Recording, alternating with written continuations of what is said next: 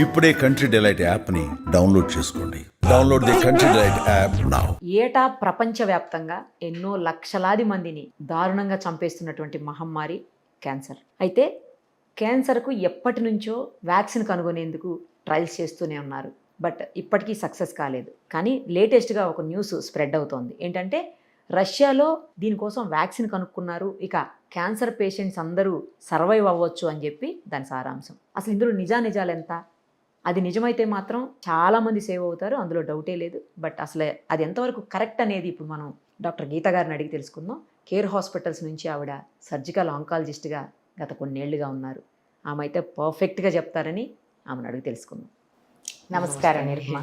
Ma'am చెప్పండి, ఇది ఎంతవరకు కరెక్ట్? అసలు ట్రయల్స్ ఎప్పటి నుంచి అవుతున్నాయి? ఇదంతా అందరికి తెలిసిన విషయమే. బట్ ఇప్పుడు లేటెస్ట్ న్యూస్ ఏంటంటే మొత్తం రష్యా అంతా కూడా క్యాన్సర్ పేషెంట్లకి ఫ్రీగా ఇచ్చేస్తారు, ప్రపంచవ్యాప్తంగా కూడా ఈ వ్యాక్సిన్ని తీసుకోవచ్చు, ప్రతి ఒక్కళ్ళు తీసుకోవచ్చు అన్నట్టుగా స్ప్రెడ్ అయింది news. Is it right are wrong? Actually నేను చూశాను, అది ఒక ఏదో రష్యాలో ఒక ఎంట్రోనిక్స్ అనే vaccine cancer vaccine pre clinical trials finish చేసింది. దే హ్యావ్ అప్రూవ్, అంటే FDA లాగా వాళ్ళకి రష్యన్ ఫెడరల్ ఒక ఏజెన్సీ ఉంది, అది క్లినికల్ ట్రయల్స్ కోసం అప్రూవ్ చేసింది. అంతే, అంతవరకే. అంటే ఆల్రెడీ క్లినికల్ ట్రయల్స్ అయిపోయాయి, అందులో 100% success rate. Pre clinical trials అయిపోయినాయి. ప్రీ క్లినికల్ ట్రయల్స్ అంటే డ్రగ్ క్లినికల్ అంటే హ్యూమన్ వాలంటీర్స్ మీద మనం ప్రయోగించే ముందు ప్రీ క్లినికల్గా, అంటే ఐదర్ ఇన్వైవో అంటే ఒక ఇన్విట్రో సెల్స్ మీద కానీ లేకపోతే యానిమల్స్ మీద కానీ, అంటే ద సేఫ్టీ అండ్ ఎఫెక్టివ్నెస్ ప్రొఫైల్ని చూస్తానికి. దాంట్లో కూడా ఫార్మకోకైనెటిక్స్ పీకే స్టడీస్ అని ఫార్మకోడైనమిక్స్ అని స్టడీస్ ఉంటాయి.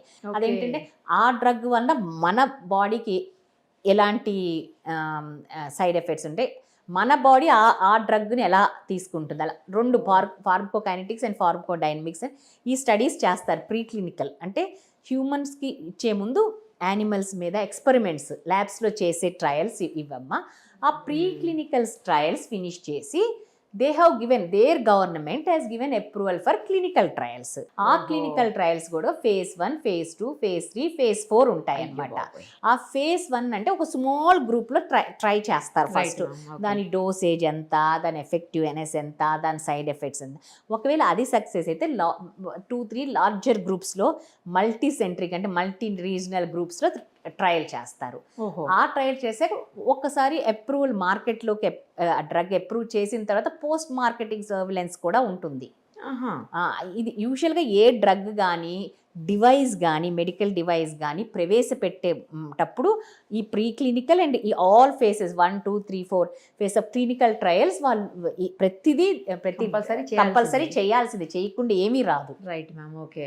సో ఇప్పుడు మరి ఈ 4 ట్రయల్స్ కూడా సక్సెస్ అవ్వడానికి ఎంత టైం పడుతుంది? అంటే దాన్ని బట్టి వాళ్ళు, అంటే యూజువల్గా the problem with cancer vaccine అంటే ఇప్పుడు కాదమ్మా, అనాదిగా ఈ mRNA వ్యాక్సిన్ అనేది జర్మన్స్ అప్పుడు ముందు కోవిడ్ టైం అప్పటికే చాలా ల్యాబ్లో ఎక్స్పెరిమెంట్స్ జరుగుతున్నాయి కాబట్టే అది ఎస్టపోలేట్ చేశారు. అంటే ఆ mRNA కోవిడ్ వ్యాక్సిన్ కూడా ఉంది, మోడర్నానో ఏదో, ఇఫ్ ఐ రిమెంబర్ కరెక్ట్లీ. అదేంటంటే వాళ్ళు ఆల్రెడీ క్యాన్సర్ మీద mRNA ప్రయోగ పెడుతున్నారు కాబట్టి కోవిడ్ రాగానే అది కోవిడ్కి ఉపయోగించే వాళ్ళకి ఈజీ అయిపోయింది అనమాట, వ్యాక్సిన్ తయారు చేస్తాం అనమాట. ద ప్రాబ్లం ఏంటంటే క్యాన్సర్ వ్యాక్సిన్కి ఇప్పుడు వ్యాక్సిన్స్ అనేది వేరే వాటికి ఇన్ఫెక్షన్స్కి వీటికి అనాదిగా ఉన్నాయి. 200 years బ్యాకే వ్యాక్సిన్స్ ఇంట్రడ్యూస్ అయినాయి అనమాట. సో మనకి ఈ బ్యాక్టీరియల్ ఇన్ఫెక్షన్, వైరల్ ఇన్ఫెక్షన్స్కి వ్యాక్సిన్, మీజిల్స్ అని, మమ్స్ అని, పోలియో, డిప్తీరియా, టెటనస్, వీటన్నిటికీ వ్యాక్సిన్స్ ఉన్నాయి. అది చాలా ఈజీ, ఎందుకంటే ఆ వైరస్ బ్యాక్టీరియా అనేది మన ఇమ్యూన్ సిస్టమ్, మన రోగ నిరోధక వ్యవస్థ అనేది ఉంటుంది, ఇమ్యూన్ సిస్టమ్ అనేది ఉంటుంది. ఆ ఇమ్యూన్ సిస్టమ్ అది డెఫినెట్గా ఫారెన్ బాడీస్ కాబట్టి ఈజీగా అటాక్ చేసి చంపేస్తుంది ఇమ్యూన్ సిస్టమ్ మనకి. బట్ క్యాన్సర్ సెల్స్ అంటే అట్లా కాదు. క్యాన్సర్ సెల్ అనేది మన శరీరంలో కణాలే ఒకేసారి మ్యుటేషన్ డిఎన్ఏలో అట్లా మార్పు వస్తాం వలన యూజువల్గా ఏంటంటే ఒక క్రమబద్ధంగా ఈ డివైడ్ అవుతాయి అన్నమాట. దాన్ని ఒక 2 జీన్స్ కంట్రోల్ చేస్తుంది, ప్రోటోఆంకోజిన్, ట్యూమర్ సప్రెసర్ జీన్ అని కంట్రోల్ చేసి సమతుల్యతగా వెళ్ళిపోతూ ఉంటాయి. ఎప్పుడైతే ఈ జీన్స్లో కానీ ఇంకెక్కడన్నా మ్యూటేషన్స్ ఎక్వైర్ అయినప్పుడు ఆ సమతుల్యత కోల్పోయి ఇష్టం వచ్చినట్టు డివైడ్ అవుతాయి అన్నమాట.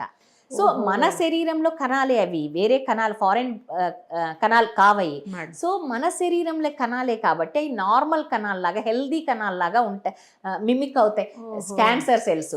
సో దాన్ని అటాక్ చేస్తాం కష్టం, ఎందుకంటే ఫారెన్ బాడీ కంటే ఆ సెల్స్ని అటాక్ చేస్తుంది ఇమ్యూన్ సిస్టమ్, అయిపోతాయి. నార్మల్ సెల్స్ మీద ఎఫెక్ట్ ఉండదు. ఇప్పుడు ఈ క్యాన్సర్ వ్యాక్సిన్ ఏంటంటే ఆ కణాలకి నార్మల్ కణకి డిఫరెన్షియేట్ చేయక నార్మల్ సెల్స్ మీద కూడా సైడ్ ఎఫెక్ట్ ఉండి ప్రమాదం ఉండే అవకాశం ఉంది. అందుకని క్యాన్సర్ వ్యాక్సిన్ కనుక్కోవటం అనేది చాలా కష్టం అవుతుంది.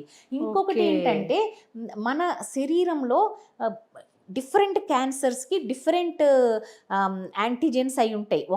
ఒక వ్యాక్సిన్ ఇచ్చేసాం ఆల్ శరీరంలో ఏ క్యాన్సర్ రావడానికి లేదు, అట్లా ఉండదు. Every organ is unique, personalised అన్నమాట. Each cancer is unique, personalised. ఒక ఆర్గన్లో కూడా డిఫరెంట్ క్యాన్సర్ టైప్స్ ఉంటాయి అన్నమాట. ఒక ట్యూమర్లో ఇది ఎక్కువ ఎక్స్ప్రెస్ అవుతుంది, ఇంకో ట్యూమర్లో ఇంకొక ప్రోటీనో ఇంకొక యాంటీజెన్ ఎక్కువ ఎక్స్ప్రెస్ అవుతుంది. అట్లా యూనిక్గా ఒక వ్యాక్సిన్ ఇస్తే అన్ని అలా కష్టం అనమాట.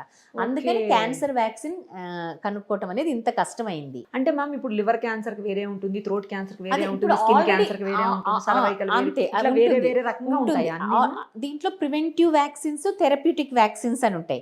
ఆల్రెడీ కొన్ని ప్రివెంటివ్ వ్యాక్సిన్స్, కొన్ని థెరప్యూటిక్ వ్యాక్సిన్స్ మార్కెట్లో ఉన్నాయి.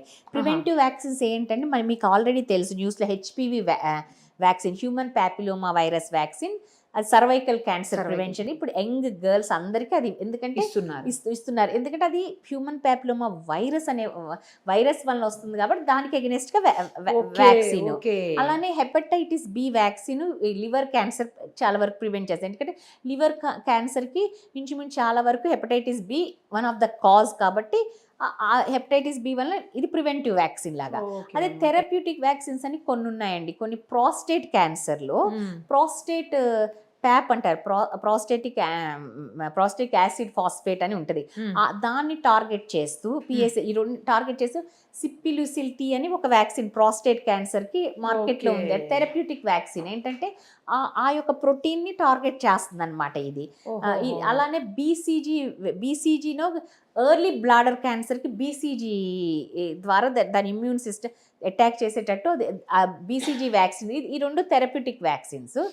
చాలా ట్రయల్లో ఉన్నాయి ఇలా వ్యాక్సిన్స్ కోసమని. ఆల్రెడీ ఇమ్యూన్ థెరపీ ఇస్తున్నాము. ఇంకా కార్ టీ సెల్స్ థెరపీ అని వచ్చింది ఒకటి. కార్ టీ సెల్స్ థెరపీ అంటే మన శరీరంలో T cells, B cells, T cells అని ఉంటుంది. ఈ రోగ నిరోధక వ్యవస్థలో కొన్ని సెల్స్ ఉంటాయి అన్నమాట, బి సెల్స్, టీ సెల్స్ అని.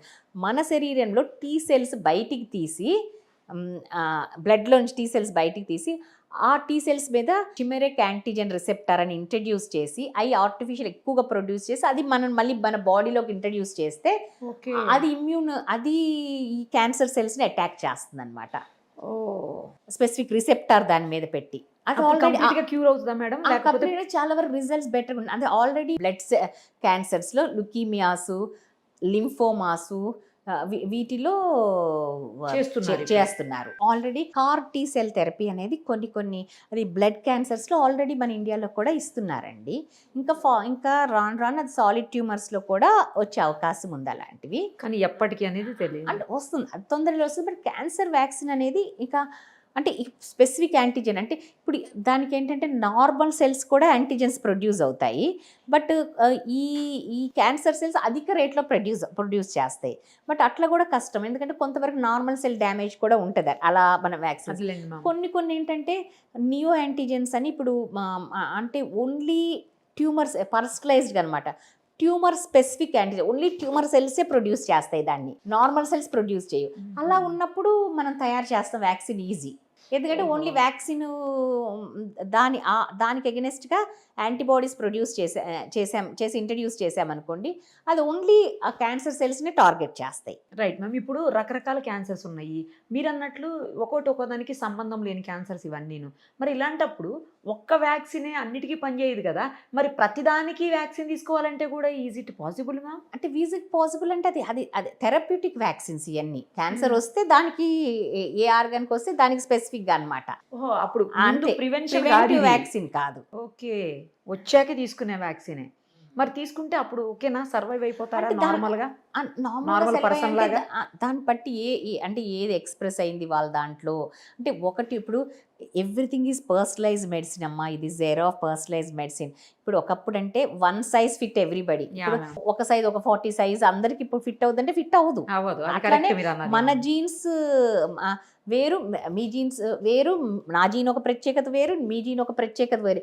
ఎవ్రీ పర్సన్ అంటే మేబీ అంటే రిలేటెడ్ దాంట్లో హెరిడిటరీ రిలేటెడ్ ఫస్ట్ డిగ్రీ ఆహా. రిలేటివ్స్ ఏమైనా కొంచెం కలుస్తాయేమో కానీ అది కూడా ఎవ్రీ ఇండివిజువల్ యూనిక్ ఉంటుంది అనమాట ఓకే. జీన్. సో మనం పర్సనలైజ్డ్ అంటే ఇప్పుడు ఒక బ్రెస్ట్ క్యాన్సర్ ఒక 10 మందికి ఉందండి. 10 మందికి సేమ్ సైట్లో అప్పర్ అవుటర్ క్వాడ్రెంట్లో 2 సెంటీమీటర్ ట్యూమర్ ఉంది, సేమ్ ఫైండింగ్స్ 10 మంది. కానీ 10 మందికి బయాలజీ ఒకటి కాదు, 10 మందికి డిఫరెంట్గా ఉంటుంది. సో ఈ 10 మందిని మనకు ఓకే మనం ఇక్కడ ట్యూమర్ ఉంది బ్రెస్ట్ క్యాన్సరు, ఈ 10 మందిని ఒకలాగా ట్రీట్ చేద్దాం అంటే కుదరదు. అది కొంతమందికో ఒక సెట్ ఆఫ్ పాపులేషన్కేమో మంచి రిజల్ట్స్ ఉంటుంది, ట్యూమర్ పోవచ్చు. ఒక సెట్ ఆఫ్ పాపులేషన్కో అసలు ఏమీ దాని మీద ఎఫెక్టే ఉండదు. కొంతమందికేమో సైడ్ ఎఫెక్ట్స్ ఉంటాయి కానీ అసలు ఏమీ తగ్గదు అనమాట, పెరగవచ్చు కూడా. అట్లా అన్నమాట. సో అలా కాకుండా వాళ్ళ జెనెటిక్ ప్రొఫైలింగ్ పట్టి రైట్. మనం ట్రీట్ చేసామనుకోండి అందరికీ డెఫినెట్గా మంచి ఎఫెక్ట్ ఉంటుంది. అంటే అందరికీ అది తగ్గిపోయే అవకాశం ఉంది. So it is no longer a one size fit everybody, it is era of personalized medicine cancer అనేది. ఇప్పుడు ఈ రష్యాలో ఏదైతే ప్రీ క్లినికల్ ట్రయల్స్ కి పర్మిషన్ ఇచ్చారు అని అంటున్నారు కదా మ్యామ్, అది సక్సెస్ అయింది, ఇప్పుడు క్లినికల్ ట్రయల్స్ అంటున్నారు.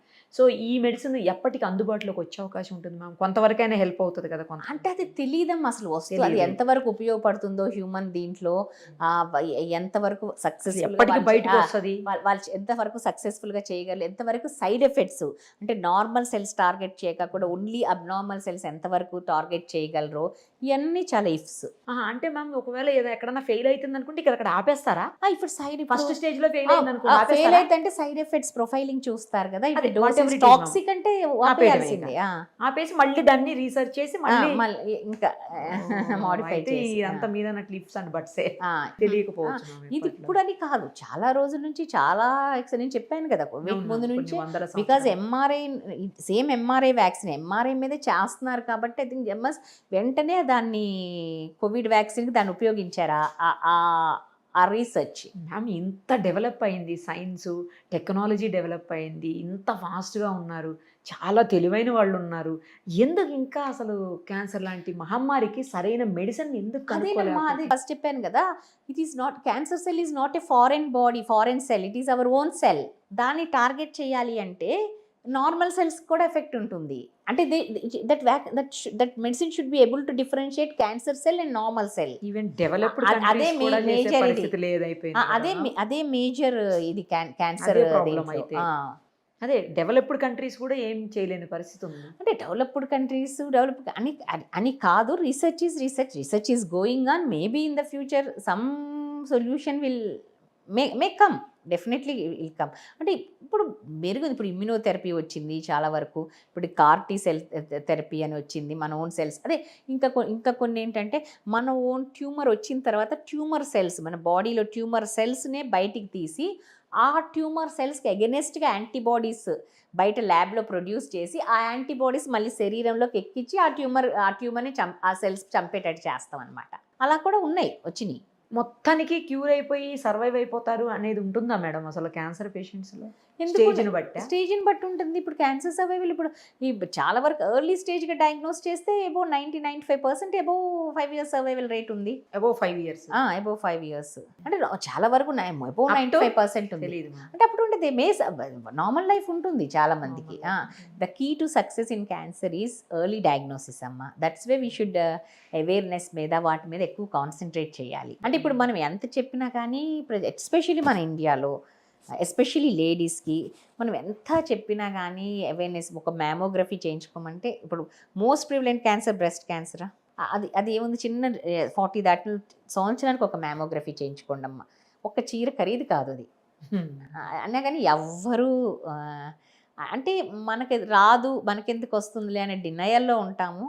అండ్ లేడీస్కి ఉన్న వాళ్ళ భయం అనేది ఉంటుంది, ఏమైనా డయాగ్నోస్ అవుద్దో మన భయం ఉంటుంది, ఇవన్నీ కారణాలు, ప్రెషర్ ఉంటుంది. వీటన్నిటి వలన ఈ టు సక్సెస్ ఈజ్ ఎన్ని వచ్చినా కానీ ఎర్లీ డయాగ్నోసిస్ అండ్ ఆల్ దాన్ని ప్రివెంట్. ఇప్పుడు ప్యాప్స్మియర్ లాంటివి చేసామనుకో సర్వైకల్ క్యాన్సర్కి 10 years పాటు ప్రీ క్యాన్సర్ స్టేజ్ ఉంటుంది ఓహో సర్వైకల్ క్యాన్సర్కి. ఓకే అప్పుడు ఎప్పుడు డయాగ్నోస్ క్యాన్సరే రాకుండా అరికట్టగలం. అలాంటిది cancer 3rd stage 4th stage కూడా వస్తున్నారు. చేయించుకుంటే 10 years వరకు ప్రాబ్లం ఉండదు. 3 yearsకి ఒకసారి ప్యాప్స్మియర్ యూజువల్ రికమెండెడ్. హెచ్పివి వైరస్తో కంబైన్ చేస్తే 5 years వరకు చేయొచ్చు. కానీ అంటే ఒక్కసారి ఆ హెచ్పివి వైరస్ దాంట్లోకి వెళ్ళిపోయి ఆ స్టేజ్ అది pre cancer stage dysplasia start అయిన తర్వాత క్యాన్సర్గా మారడానికి యూజువల్ పీరియడ్ 10 years. సో అప్పుడు ఒక క్లినికల్ ఎగ్జామినేషన్ చేసిన అబ్నార్మల్ సర్విక్స్ కనిపెట్టినా కానీ క్యాన్సర్ రాకుండా ప్రివెంట్ చేయొచ్చు. అలాంటిది 3rd స్టేజ్ 4th స్టేజ్లో కూడా వస్తారనమాట సర్వైకల్ క్యాన్సర్తో. So best remedy is prevention early diagnosis. Right ma'am, పర్ఫెక్ట్గా చెప్పారు. చూద్దాం మ్యామ్, మీరు అన్నట్లు రష్యా వ్యాక్సిన్ త్వరగా వచ్చేస్తే అందరికీ హ్యాపీయే కదా, అది రియల్ గా సక్సెస్ అయ్యి వస్తే అందరికీ హ్యాపీ. Good news. అందరికీ so much research is going on everywhere. ఆ రీసెర్చ్ ఫలితంగానే ఒక్కొక్క సంవత్సరానికి ఒక మంచి వేరు డ్రగ్స్ వస్తున్నాయి. ఇమ్యూనోథెరపీ వచ్చింది, మీకు తెలుసు కదా. ఇమ్యూనోథెరపీ ఆల్రెడీ తీస్తున్నాం పేషెంట్స్కి చాలా ఏళ్ళ నుంచి. తర్వాత ఈ CAR T cell థెరపీ ఇప్పుడు బ్లడ్ మ్యాలిగ్నెన్సీస్లో వాడుతున్నారు, హెమటలాజికల్ మ్యాలిగ్నెన్సీలో, ఇంకా డెఫినెట్గా సాలిడ్ ట్యూమర్స్లో కూడా దాన్ని వస్తుంది. అట్లా డెఫినెట్గా ఇప్పుడు ఆల్రెడీ నేను చెప్పినట్టు క్యాన్సర్ సెల్సే బయటికి తీసి దాని యాంటీబాడీ ప్రొడ్యూస్ చేసి మన ఓన్ ఇమ్యూన్ సిస్టమ్ అంటే మన ఓన్ రోగనిరోధక వ్యవస్థని బలపరిచి ఆ వ్యవస్థ ద్వారా మనం ఈ సెల్స్ని అటాక్ చేసేటట్టు చేస్తాం అన్నమాట. ఇవన్నీ వస్తున్నాయి. వ్యాక్సిన్ కూడా ఇలాంటిదే అన్నమాట, therapeutic vaccine. Okay, preventive vaccine కాదు. ప్రివెంటివ్ రావడానికి ఇంకెంత టైం పడుతుంది. Right ma'am, thank you so much. Suman టీవీలో మీ పర్సనల్ అండ్ బిజినెస్ ప్రమోషన్స్ కోసం కింది నెంబర్కి కాంటాక్ట్ చేయండి.